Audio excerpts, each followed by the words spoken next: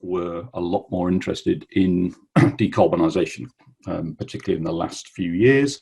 And what we're starting to see also are some of the limits to decarbonisation. So in particular, this chart is just giving some fairly broad data on where we have managed to decarbonise up to now in the three main sectors from energy: transport up here on the left, electricity down here at the bottom, and then heat up here kind of top right.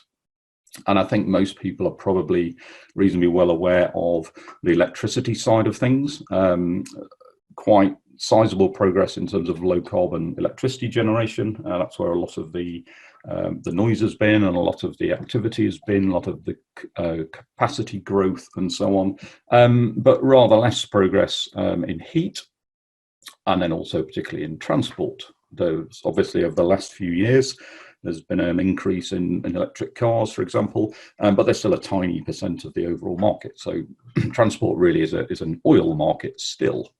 Heat, slightly more varied, but still very much fossil fuel dominated. So that's a key reason: is can we start to replace some of these grey portions, some of these hydrocarbon portions? Instead of hydrocarbon, can we ditch the carbon bit and replace those with hydrogen?